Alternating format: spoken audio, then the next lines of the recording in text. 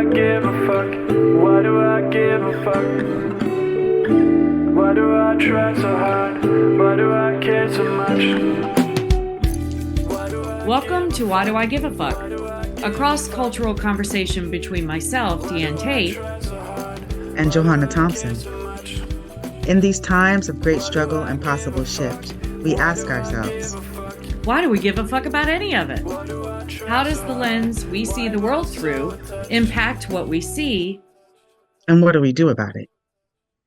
All right, and welcome back. We're going to continue this conversation because we were last talking about a number of federal workers that are being laid off. And some of the highlight that you brought up was the federal workers from the Park Service, the Parks Department. What are the numbers? What are some of the numbers that you've heard on that? Of course, it's it's a daily changing situation, but last week alone, I believe there were some 6,000 employees that were terminated from the IRS. There were about 5,000 folks that were terminated from agencies across Health and Human Services. And it looks like maybe 1,000 national park employees. Of course, that number might have gone up between now, but somewhere around 20,000 federal workers and contractors have been laid off in just the past 20,000. 20,000.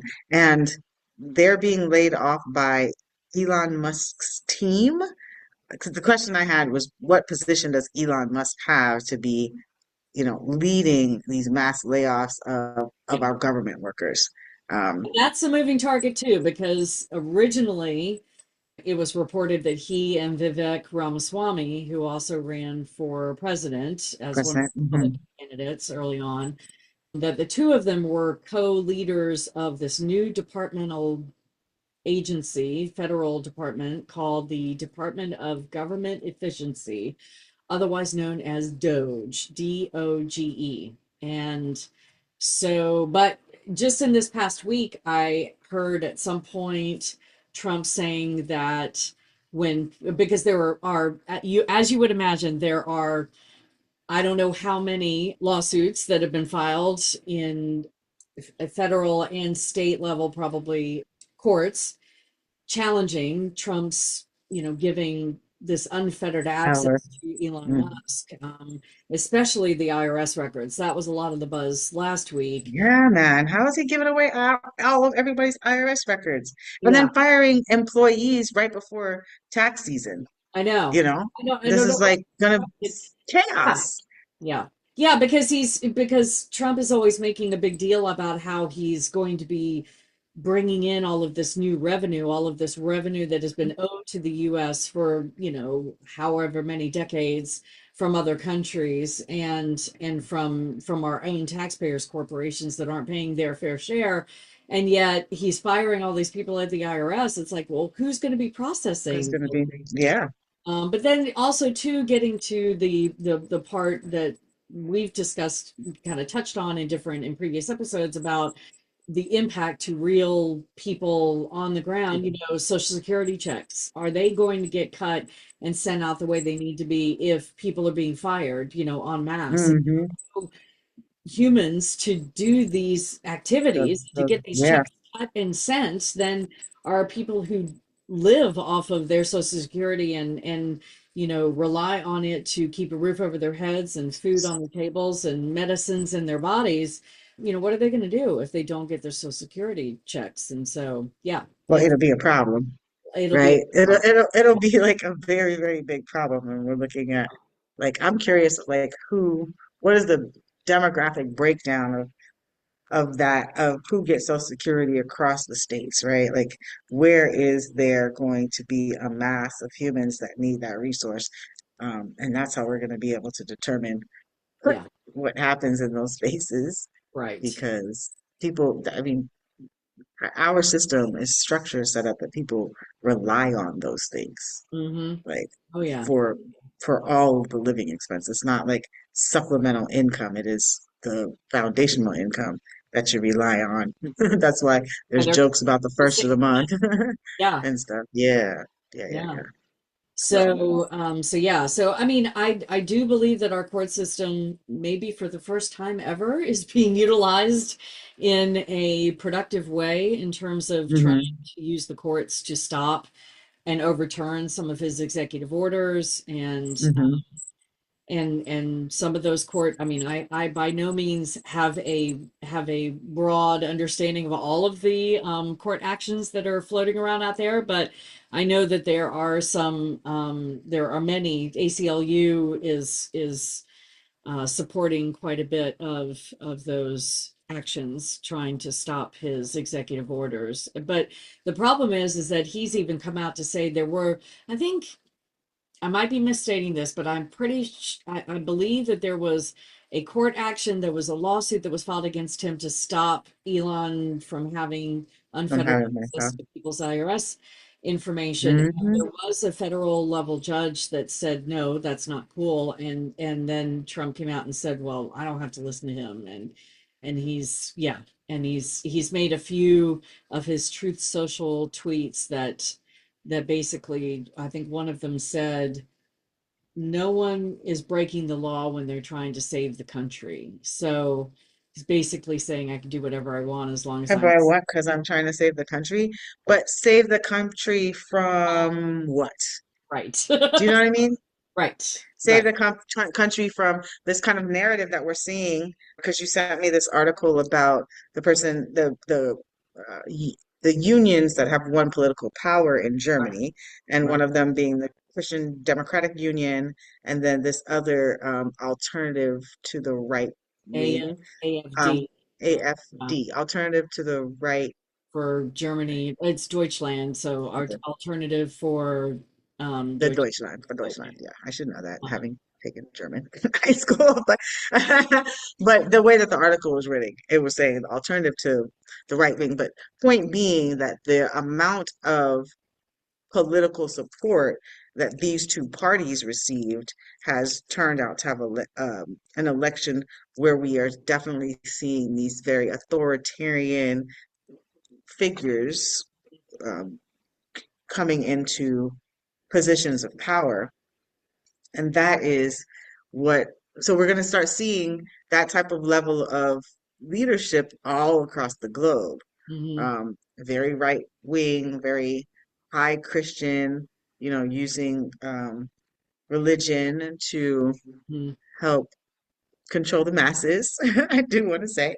So we're seeing this trend across the globe, which mhm. means that there is something in the psychology of the narratives that we say in our mind that we want this new world order Yeah. that prioritizes dominance in a specific way.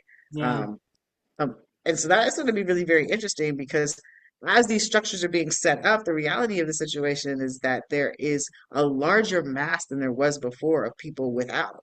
And we know when that happens, to your point, this is when the revolutions definitely happen, where Yeah. people are ready to really change structures in their entirety. And I'm just wondering how much easier that's going to be because if we're talking about like what we're seeing with migration patterns and we're seeing, Mhm. more narrative storytelling about the planes that are crashing and things like that. When we know that planes do have problems, we just don't hear the stories about them on a typical basis. And now that is going to discourage people from being on traveling. They're already limiting freedom of movement across countries. It's becoming harder to get visas.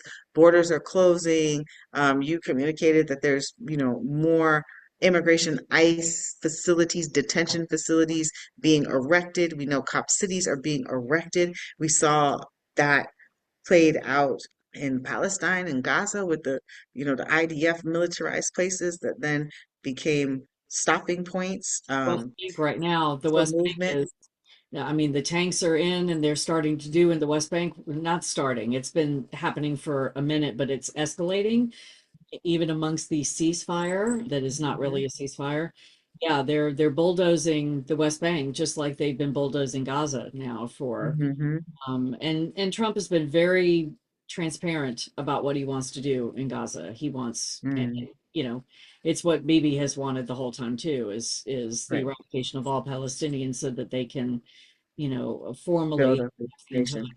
land, but Trump is calling Yeah. it the Israeli Riviera is what he is Mm, for the coastline of Gaza. And so he's being very transparent, and we will own it. He's saying we will run them all out, and we will own it, and it will be the most beautiful place. And then when reporters are asking, well, why do you think the Palestinians will want to leave their home? And he said, because it's a horrible place. It's a horrible. They're living in such horrible destruction, and then of course they would want to leave because we will build beautiful places for them and other places that they will go to. He has absolutely no concept of an indigenous mindset, which I'm not surprised by. I'm just saying out loud by the fact that is their land, that is their indigenous cultural land, and no, they don't want to leave it regardless of it's in rubble because of us. So why would that be the impetus behind them wanting to leave? So yeah, land would belong to whiteness, I'm wondering, yeah. across the globe. Like Yeah. what land would actually be, I'm trying to think of the places. What land historically has belonged to this concept of white that we understand now? Oh, this concept of white. Hmm. Off the top of my head, all I would say was any land that was colonized. That Hmm. only through colonization does this version of Does whiteness. this type of whiteness get to say, I have ownership over the Right. land? Right. Because you don't. Yeah.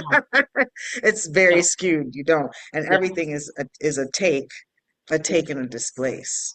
You Hmm. know, Hmm. um, There and we're are going to see more of it. people, there are countries that are predominantly white and maybe historically have been predominantly white, even though a lot we know that we all came from Africa. All life Hmm. spawns from the continent, but as people migrated and Migration went to pieces. different Hmm. climates and lost the melanin over generations of being there, there are places like my ancestral land, which is Scotland, that would be predominantly considered to be white, but whiteness, the concept of whiteness being dominant in a land that everybody looks the same Hmm. reverts back to its indigenous mindset in terms of we are Hmm. one with the land. And so yeah, this version of whiteness only exists in colonization. And Right. Right. In colonized communities, because I'm thinking if we were in Scotland or Ireland or any of the places where humans are white skinned mm, at this point, I don't think they're calling themselves white. They're calling themselves Scottish and Irish. I could be wrong. right, I that's what I But was told, but yeah, yeah, I don't no, even. but and when we say this version of whiteness, that's what we're talking about Right, because the concept of whiteness is a created concept after right. 1942, after Mhm. they made Yes, whiteness, right? So yes, we're about to see what they're making of whatever this new world order configuration is going to look like. I right, don't know what they're going to call it, right, but that's what we're talking about. We're talking about recreating and redefining what humanity looks like in a very militarized way, different and technological way, different than we've historically experienced it, but it is the same process right. of And the domination. outcome, It's the same, going in, being extremely violent and aggressive, saying that it's manifest destiny, moving the people that are there, and saying that they never were there, right. robbing and Specifically stealing their attacking the stories, wrong place. robbing and stealing their history, robbing and stealing their name, robbing and stealing their food culture, all of the things, removing them to a different place and then creating this other narrative of existence and storytelling that is actually not based in fact and truth, and then that we all learn and hear and understand and think that it's okay for it to happen. Yeah, And I'm I'm hoping that that curious. changes though. I'm sorry, I No, interrupted. go ahead. Well, as Go you ahead. described that, I'm curious, or what comes up for me is wondering whether or not it would be as successful. I'm thinking back to after the Civil War Mhm. and after Reconstruction, when the Jim Crow laws came in, and when the United Daughters of the Confederacy, took over the narrative that was then published in the textbooks. Mhm. One of the reasons why that worked is because they got access to the one thing that was teaching the next generations, which was textbooks. But of course, we Yep. didn't have internet, we didn't have TV, we didn't have, Yep. this broadcasting kind of things. So now, where they're trying to change the narrative and they're trying to disappear people and they're trying to erase history on a more broad, and they're even getting their own narratives, like they're Mixed cutting up. off their own noses despite their own faces. I don't know if you heard, most recently living in Florida, the gentleman who is Israeli in Florida that shot two people in the street because he believed them to be Palestinian, finding out after he shot them that they were actually Israeli. And then one of the victims of the shooting turned around and tried to say that the shooting was anti-Semitic when it was an Israeli gentleman that shot two other Israeli people thinking that they were Palestinian. And then Mm-hmm. one of the victims tried to say that the shooter was that it was a hate crime and that the shooter was, I mean, it was a hate crime if he thought they were Palestinians, but the fact that they were of the same ilk, it would be like it's and then Chaos. the narrative was That's all, wild. isn't that crazy? And so Yeah, that's that's the so loud. they're tripping on each other to even get their narrative right, and they're all falling for the wrong, they're making the wrong judgments. Confused. So, and I wonder if that's a function, I said all that to say that I wonder if that's a function of the fact that we have such a broader access to information now that you can't just Yeah. do things in the shadows as much as you used to, because people have cameras everywhere and they're filming everything everywhere, and people, Karens can't be Karens without somebody getting it on film, and so it's like, The accountability, yeah. right? Like it's really And accountability I know for that's why they're going your for media. behavior and That's why they're also the trying to shut all narratives that. that are being told. Say it Yeah. again? Well, I know that's why they're trying to shut all the media down and they're trying to own Mm-hmm. I know how they're trying to circumvent that broad spectrum awareness that we have nowadays because we have things at our fingertips. I get Mm-hmm. why they're trying to do all of that. I just wonder if they're going to be as successful as it was back in the day when the UDC said, "Well, we'll just change the narrative in the textbooks and we're good." That's at least six to seven generations of people not knowing their own history, and Well, they so. did have they are having test markets, right? Of like putting out these narratives and seeing how people respond. The thing is that Right. the mass of human beings aren't going to spend time doing research and fact checking and all of that. They're just No. going to believe that what is given to them is the thing and make decisions off of that. And Right. hopefully we maintain and or are teaching the next generation of people to be a lot more discerning about the information. Like I appreciate the narrative that's like continuing to remind us with the educational awareness that fact check everything that's on the internet is not true. And then fact You check need your to fact checkers, fact check your fact checkers, find out what your resources are. I mean, like it's that's work. the preliminary things that we learn when we're talking about, research and having primary source and secondary source. It's like really looking at what's true and then also being able to get things directly from the source because even with primary sources we got it directly from the source, but secondary sources are an interpretation of what reality is. And if people don't have the consideration of that primary source, then they might convey it differently than what is Well, really the experience. it's like a big ass game of it's the big whisper game. Yeah, Do man. Exactly. Exactly. you Okay, know so we have to when we talk about these things, we have to describe what it is. right. So the whisper game happens like this. Go ahead. So, we played it as a kid, and it was probably done. The teachers were probably teaching us that you can't always trust what you hear. But Yeah, man. everybody would stand in a circle and there would be a statement that the teacher would come up with, just a sentence. And that sentence, each person would whisper that sentence into the ear of the person next to them. And by the time it gets around the circle, the last person will say the sentence out loud, and then you can compare what the original sentence was to the sentence that ended up after it went through all of those filters. If you had 20 kids in the class, go through 20 filters, and then how different the sentence would be by the time I got around the circle. And Hmm. that's what we're dealing with right now. Is that it's a big ass whisper game. Yeah. No, for real, it's very, very, and what happens in those games is very rare that the thing that was said at the beginning is the thing that Oh, very comes rare, out at the end. Very rare, very like rare. super, super rare. So yeah, I mean, all of this is awe is awesome. I was gonna say awe-inspiring, but it's not really inspiring because there's like awe caution that Mm. is existing in me because I'm excited about transformation. I am concerned about who's leading it. Mm. Yeah, yeah. Yeah. And And like what but their real intention. but I'm with you on being, I mean, because what I was thinking of as we were just talking about that whisper game, I'm thinking we are being, because of all the, I mean, people are exhausted already, and it's been a month. We just passed a month of him in office, and people are exhausted already. But I've always believed that this country, that the US was, I used to tell my daughter that she was a 2x4 kid.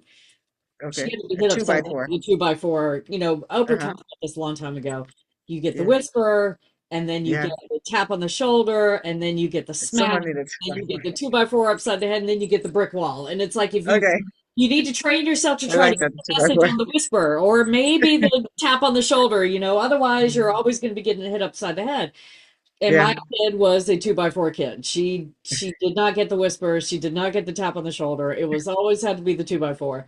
And our That's so country, our society, and I'll just speak about the U.S. because that's my lens, is a 2x4 lens or a brick wall. Maybe not even a two yeah. by four. Yeah. So we, as detrimental and devastating as all of this stuff is, and how exhausting everybody already is, this is our 2x4. This is our, God forbid we have to get to the brick wall, but some would say that his elevation back into one of the most Office is positions of the land was it was the brick catalyst. wall. So Yeah, yeah.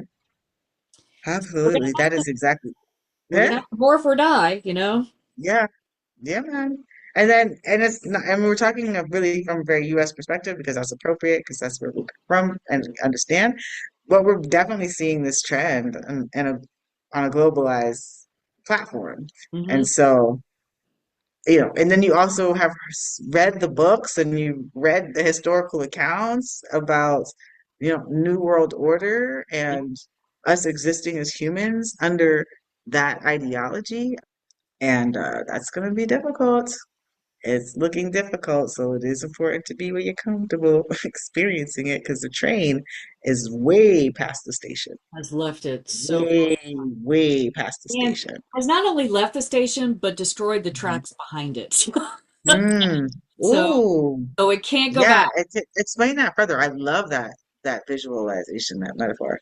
Yeah, Um, I think in but pictures, but leaving like well, it's we've it's left the station, and and what's interesting is that I'm being reminded that the one of the main things that the far right likes to hold on to was make it great again, to go back. yeah, But to something. we can't go back. I mean, we won't. It's not. I don't even think we're. I don't think even think it's possible to go back to what they think was this idyllic time. I mean, the train is Yeah. at the station, but that's because they don't understand that empire is falling. They think Hmm. they're shoring up this, fortress that is impenetrable, and what they don't understand is they're literally tearing it to Yeah. shreds. Yeah.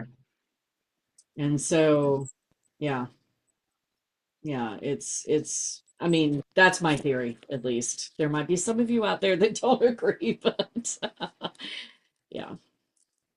I definitely hear you on that. And what are some of the things that we want to see maybe? This is a rhetorical question, right? But like it is something to be thinking about because I find myself in this moment not having a thought or a dream, but definitely like, okay, I need to wait till something settles or lands that Mm, is concrete to be mhm. able to know how I can move and make decisions because I have limited resources. So it's not like I can just like, well, let me try. Well, I mean, I am trying something new, but like, it's just not the same. So I definitely feel like a caution and a hesitation to like get to a place where something lands so you can know how it is that you have to maneuver Right. wherever you are in the world. I Yeah. don't think we have it, especially in the US, our society, this particular version of society Hmm. doesn't have an imagination. Doesn't, I Mm. find myself really challenged with that. And I also know that that's part of my indoctrination into whiteness is to not have an imagination, because why would you need to imagine anything new? I've got everything. I'm on top of the food chain. But having said Yeah. that, when I try to think about how things can be done differently, when I try to imagine, and when I've been challenged by people in my circles say, well, what would you want it to look like if it could? I struggle, with that, to try What to does it look like? imagine what it could look like. That's not hierarchical. That's not, I'm a Trekkie, and my partner and I were talking about Star Trek last night, and how, I got into Star Trek. I wasn't the original series wasn't my thing, but Next Generation got me in, and Okay. the Next Generation, Star Trek Next Generation, that came Who, in the 90s, and so, for but who are the people? Who the actors? Patrick Stewart plays Jean-Luc Picard, the captain, and John Okay. Frakes is number one, and there's Data, and I mean I can name all of them. I loved Do you it. think that we're going into that like we're moving into that direction where we'll be traveling in that way and having to engage different Well, realities? And then if we are engaging different realities, then what does that look like for how we've structured our hierarchies on Earth? well, it's interesting because Star Trek is always so far ahead of its time, and I remember Mhm. Next Gen was out in the 90s and late 80s and 90s. And I remember watching it then thinking, God, this is so far, because they don't have any currency. Nobody has to buy anything from each other. There's just an abundance of, everything. And it's Oh, I've never and it's and it's all about intergalactic. intergalactic, and it's all about Mm. meeting new cultures, not to assimilate, but to just learn about each other and learn how to live together. And so it's what I know now is that it is a very indigenous mindset. I would say maybe there are indigenous people out there that would argue with that, but in my brain, through my own No, way, as far as we understand it, yeah, like feels people, indigenous in terms of the whole, just, and there are still warring, societies that approach everything, if you think, if all you've got is a hammer, you see everything as a nail. They still have societies that do that, and cultures that do that, but they're always trying to say, hey, why can't we just, there's plenty for everybody. The universe yeah. is infinite, right? And so why can't, and so yeah, it was way, way, way ahead of its time, and still very relevant in terms of, but they talk about the 21st century Earth as being Mhm. a warring place. In fact, we're rewatching Picard right now, and they've just traveled back in time, back to 2024, because they need to correct something in the timeline that's going to happen, that's going to turn everything into this horrific reality, and they want to make sure it doesn't happen. And Oh so no, that's horrible. So that's happens in 2024. in 2024, yeah, Yikes.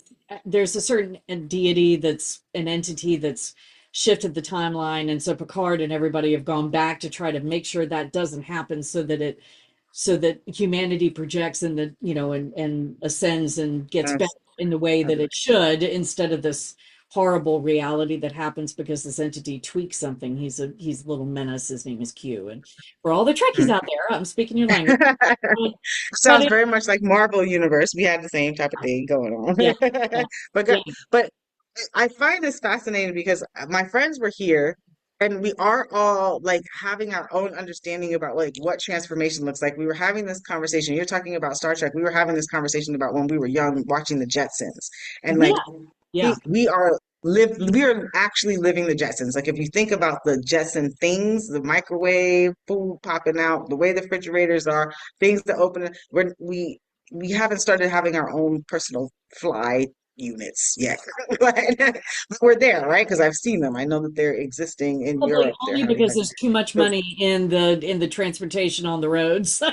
oh right. That's why we don't have, because we wouldn't need We don't roads have it yet. anymore, right? And We everybody's wouldn't like, need well, there's too roads. much money to be made in the roads, so we can't, we Man, can't. I wish they would learn that over here in Jamaica. Fix the roads, y'all. But anyway. There's a lot of money to be made.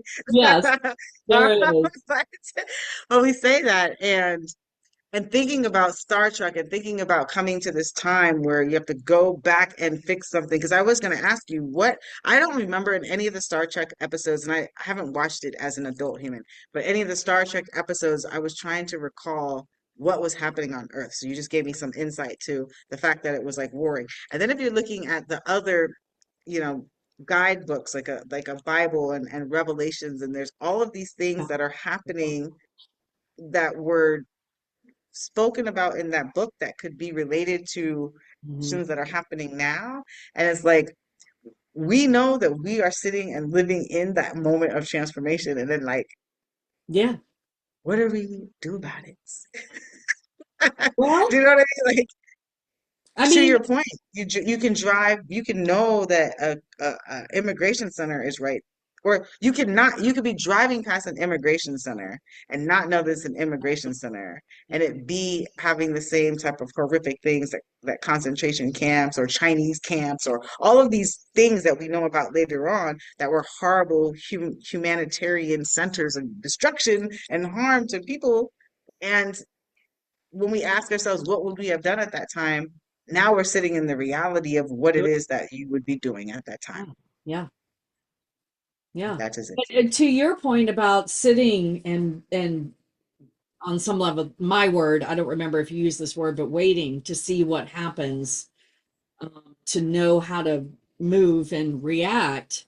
I do think that is part of it, that there's things to be doing. Like if I find out that there's a detention center, somewhere near me, or I find out where a detention center is, I could stand outside of it with a sign and say, did you know that they've got, This is a detention migrant center. children held captive in this building? I mean, there If there you're allowed to, you might because be arrested for that nowadays, though. the shadows are why, why these kinds of realities are allowed to happen. Mm. We didn't know there obviously there were people living in Auschwitz, in the town of Auschwitz, with Hmm. the With the concentration concentration camp, right? camp. Right. And did they Well, feel you safe? hear the stories. Yeah, In community, you do hear the stories. yeah, And I am curious. I don't know, 'cause I don't know if you were able to hear me when you said it. Like you standing outside with a sign might not be legal anymore, right. and you get arrested because most of the detention centers are private industry. Yeah, So you can't protest it's private private corporations property. because there's Right, more rights that corporations have than humans at this point. right. And so it's like these are things that we need to be thinking about in this new world order that we're existing in.